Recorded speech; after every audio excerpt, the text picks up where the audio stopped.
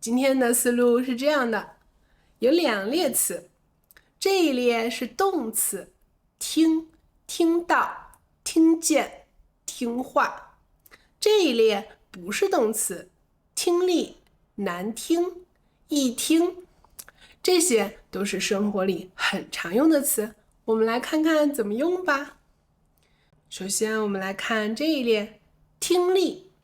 听力是名词，比如他80多岁了，听力还是很好。他80多岁了，听力还是很好。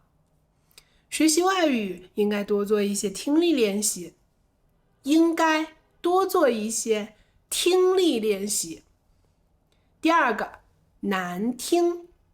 难听是形容词，难听字面意思是不好听、不悦耳。比如我最近在学着写歌，写的第一首歌真的好难听啊，真的好难听啊。小猫为什么发出那种难听的叫声？是生病了吗？发出那种难听的叫声，这个词也可以用来表示不好听的话，让人难以接受。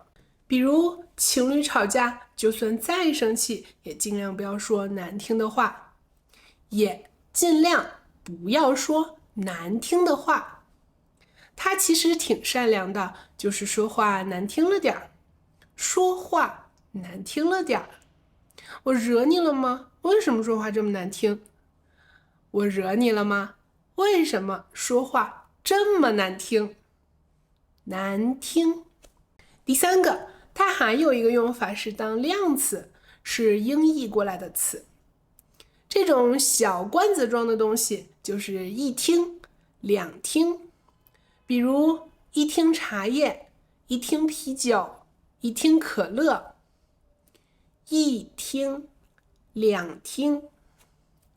好，我们来看这个字当动词的时候怎么用。第一个，耳朵听声音。耳朵听声音。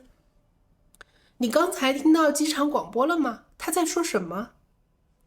你刚才听到机场广播了吗？他在说什么？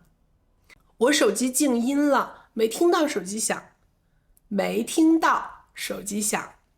听到，这个到字加在后面也可以表示结果。类似的组合还有看到、闻到。我们一起来理解组词的方法，学到它的规律。学到，你看学到的到字也是结果的用法。看到、听到、闻到、学到。接下来这两个词的区别，听到、听见，通常是可以互换的，但有细微的差别。听到强调的是声音的来源，强调的是我听到了这件事儿的结果，而听见强调的是听的人，他听到声音这件事情，这个行为。比如我听到了妈妈的声音，我听到了妈妈的声音，表示我已经听到她说话了，强调的是我听到的结果。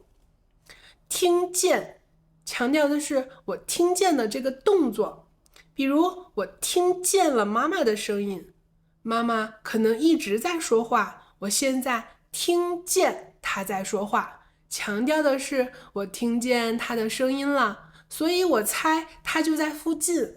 再比如刚才那个句子，我没听到手机响，我没听见手机响。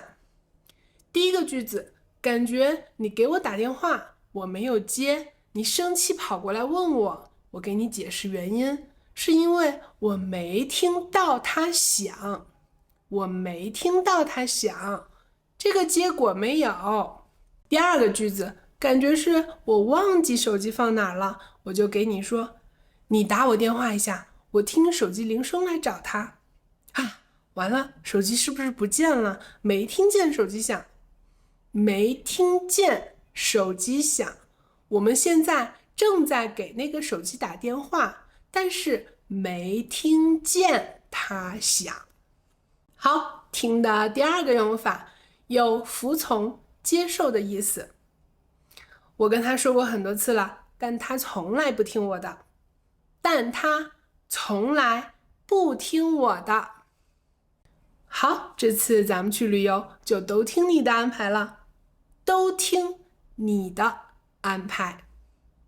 来，集合，这局游戏听我的指挥，听我的指挥。还有一个常用的词，听话，这个是动宾短语，也可以当形容词来用。这个词也有服从、顺从的意思。比如，你老公也太听话了吧？你老公也太听话了吧？因为他爸从小就教他，听老婆的话会发财，听老婆的话会发财。他在家里是听话的小孩，他在家里是听话的小孩。你看，听话的小孩加上的字，听话就变成形容词啦。太听话了，很听话，前面加上副词，这个听话也是形容词的用法。我来分享一个好玩的说法。你刚刚说什么？我没听见。你耳朵打蚊子去了吗？我说这么久。你耳朵打蚊子去了吗？耳朵打蚊子，意思就是耳朵做别的事情去了。打蚊子是夸张的说法。你耳朵打蚊子去了吗？我们一起来复习今天讲的所有内容吧。这一列是动词，听、听到、听见、听话。你听，下雨了是不是？你听，下雨了是不是？我好像听到打雷了。我好像听到打雷了。没听见呀，把窗帘打开看看。没听见。招个听话的员工没有用啊。听话的员工没有用。我跟你说出门要带伞，你不听。我跟你说出门要带伞，你不听。这一列不是动词，听力是名词，难听是形容词，一听是量词。今天我说的这些算是中文听力练习。中文听力练习。楼上装修，电钻的声音太难听了。电钻的声音太难听了。我们可以正向的沟通吗？说难听的话不解决问题啊。说难听的话不解决问题啊。冰箱里还有一听可乐，你想喝吗？一听可乐。好，我之前有讲过有关眼睛的动词，今天讲了耳朵听。下次我打算讲和嘴巴相关的动词。拜拜。